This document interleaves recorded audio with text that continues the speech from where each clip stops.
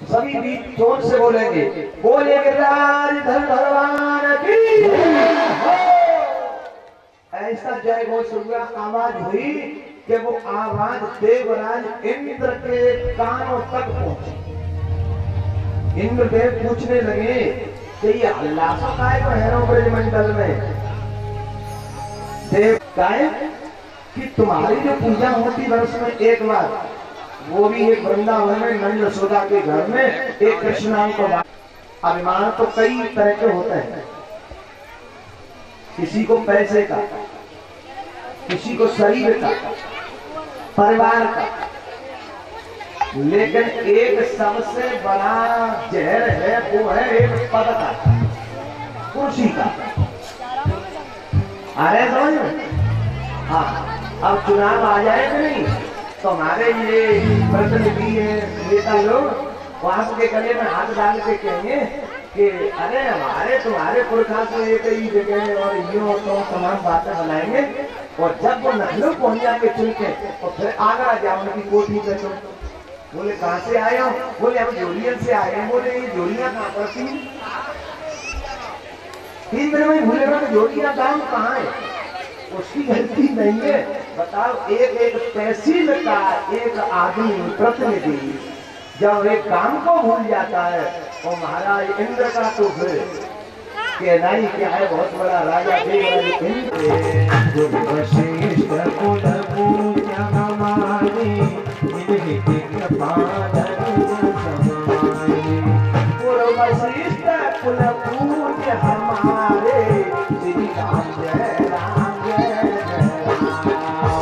वशिष्ठ कुल पूज्य हमारे श्री राम जय राम जय जय राम। विनीति कृपा तनुज हमारे श्री राम जय राम जय जय राम। विनीति कृपा तनुज हमारे श्री राम जय राम जय जय राम। अपने पास कुछ नहीं रखना। इष्टल काल कूटम जिदासया पायदा साधु भी लेवे गति धात्र चिंता ततोयनम ओकंबा दयालु शरणम देवा। इंद्र ने कहा, हे भगवान, जब जहर देने वाली पूतना को तुमने सदगति दी तो मुझे माफ कर दो। और भगवान ने कह दिया कि जाओ, मैंने तुम्हें क्षमा किया। तेरे जीवन में जो अभिमान था उसे दूर करने के लिए मैंने ये लीला की। पर तुमने गिरिराज महाराज का अपमान किया, चलो पूजन कर। इंद्र ने अपने हाथ से गिरिराज महाराज का पूजन किया। सुरभि गाय ने अपने दूध से भगवान को स्नान करायो। आज से प्रभु का नाम पड़ा गोविंद। और गोविंद किसे कहते हैं? कहा वेदांती इत गोविंद, जो वेद लक्षणा वाणी को संरक्षण प्रदान करता है उसे गोविंद कहते हैं। जो वेद की सुरक्षा करता है उसे गोविंद कहते हैं। अब इंद्र से कहा तो जाओ। अब इंद्र महाराज कहने लगे, अब ना महाराज हम जाए। काहे कि अब हमारी तो एक इच्छा है। क्या? के लगी रही आस करूं मैं गावान तलेटी गोवर्धन की लग गई आस करूं मैं गावान तलेटी गोवर्धन की गोवर्धन की में ओ तलेटी गोवर्धन की में लग गई आस करूं मैं गावान तलेटी गोवर्धन की में लग गई आस करूं मैं गावान तलेटी गोवर्धन की गोवर्धन की में ओ तलेटी गोवर्धन की में लगी गई आस करूं गावान तलेटी गोवर्धन की में लग गई आस करूं मैं गावान तलेटी गोवर्धन की अब नहीं जा रहा।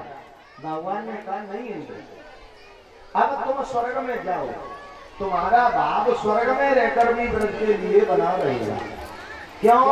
कि एक व्यक्ति रहता हो कन्याकुमारी 4000 किलोमीटर दूर और एक दूसरा व्यक्ति रहता हो वृंदावन में। तो वृंदावन में रहने वाला ध्यान करता है और ऐसा ही ध्यान कन्याकुमारी में रहने वाला करता है। तो जो ब्रज में रहने वाले को फल मिलेगा वह कन्याकुमारी में रहने वाले को भी मिलेगा। क्योंकि कलयुग के लिए लिख दिया है बाबा तुलसी जी ने क्या कहा कि यह कलयुग का परम प्रताप मानस पुण्य हो नहीं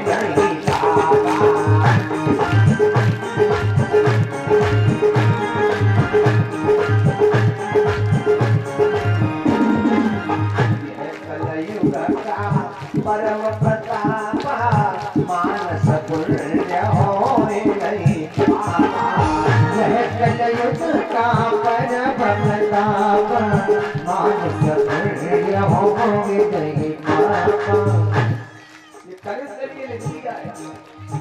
पाप करने से लगेगा पुण्य का फल सोचने से। गांव में रहिए, खेत में रहिए, खलिहान में रहिए, देश में रहिए, परदेश में रहिए, चाहे विदेश में रहिए, लेकिन जहाँ हो कन्हैया को याद जरूर बनाए रखिए। और जो कन्हैया को सदा ढूंढता है उसे एक दिन कन्हैया जरूर ढूंढ पाए। जैसे ढूंढने का अमल पड़ गया हो उसे ढूंढने में हर पल कन्हैया आनंद मिलता है। क्यों? याद आएगी उनको कभी ना कभी, ऐसा विश्वास मन में जगाते चलो। याद आएगी उनको कभी ना कभी, ऐसा विश्वास मन में जताते चलो।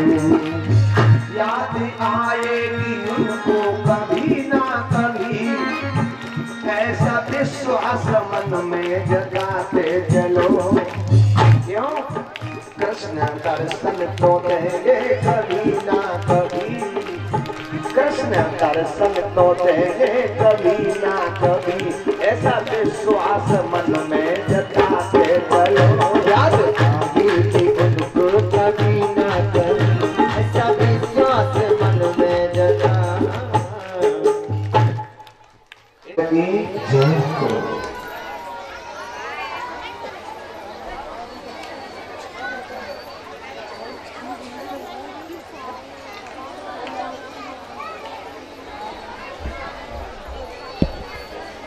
भूल के सीधा अटैचमेंट जीव का परमात्मा से हो जाता है। जब परमात्मा से होता है तो जीव शारीरिक देह सुख को तो भूल जाता है। दौड़ पड़ी। आज कन्हैया ने देखा कि लाखों गोपी आ रही हैं, तो कन्हैया खड़े होकर क्या कहा? श्लोक कह रहा है, स्वागतम वो महाभागा प्रियम किरकलवारि ब्रजस्या नामयं कश्चिद ब्रूता गमन कारणम। आज कहा है कन्हैया ने स्वागतम वो महाभागा, माँ भागा शब्द से संबोधित किया है। अब माँ भागा का अर्थ क्या होता है जरा ध्यान दें। माँ भागा का अर्थ होता है कि आप संसार के लिए पूजनीय हो। अब भगवान सम्मान करें तो संसार क्यों नहीं कर सकता?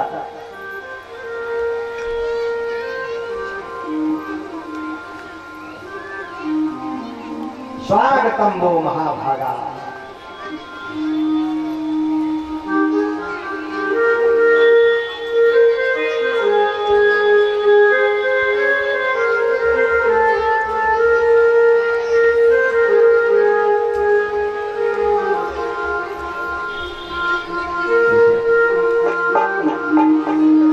गोपी बड़ी प्रसन्न होती हैं।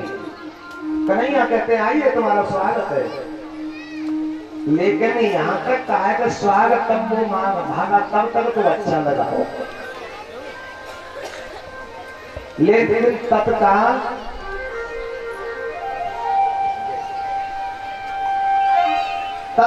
या कन्हैया ने जैसे एक श्लोक में भाषा बदल दी नीचे आके पहले तो कहा कि स्वागतम वो मां भागा, हे गोपियों तुम्हारा स्वागत है, लेकिन तत्काल भाषा बदलते हैं कि ब्रजस्या नामयम कच्चिदम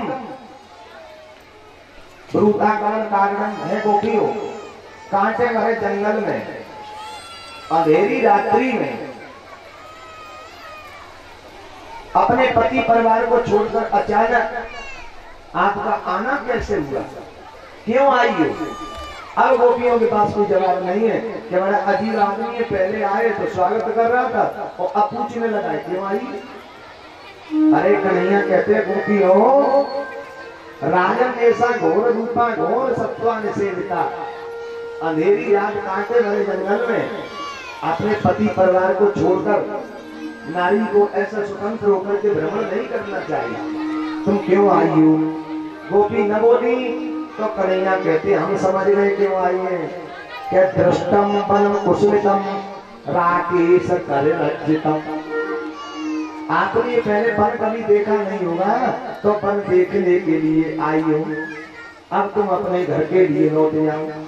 एक गोपी कहने लगी महाराज हाँ आपकी बात ठीक है कि पति परिवार को छोड़ करके नारी को भ्रमण नहीं करना चाहिए ऐसे, लेकिन एक बात पता है, शरीर का बेटा होता है, शरीर की बेटी होती है, शरीर का पति, शरीर की पत्नी।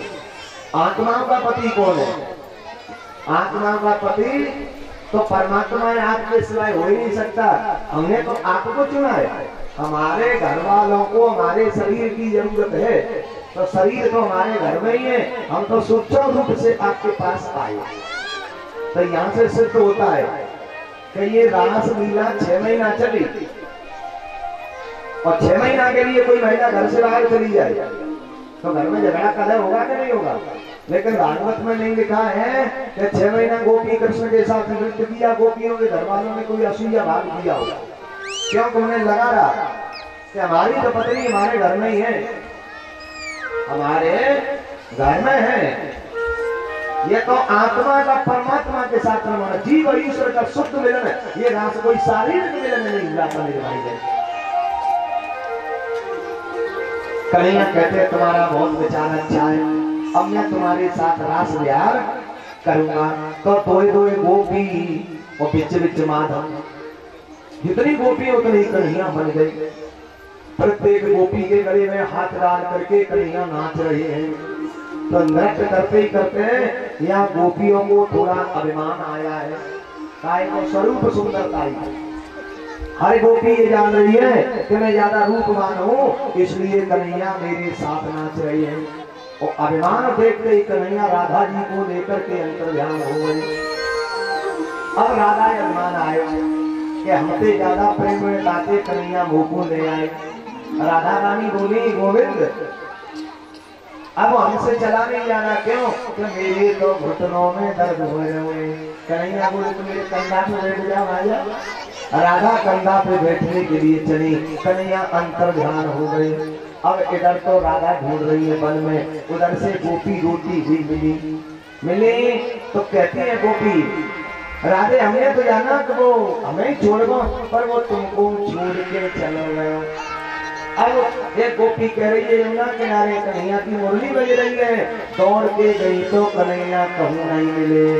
कह रही है हारे मुरलिया श्याम बजाई यमुना किनारे, मुरलिया श्याम बजाई यमुना किनारे।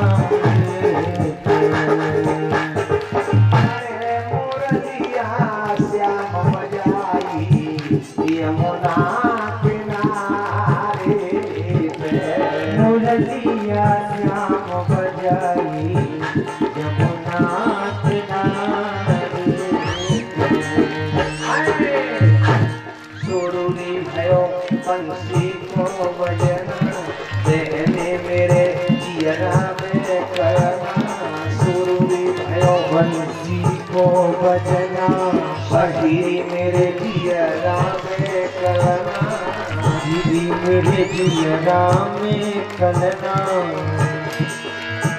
आई पहन में भज के आई, पहन में घर से आई यमुना किनारे पे।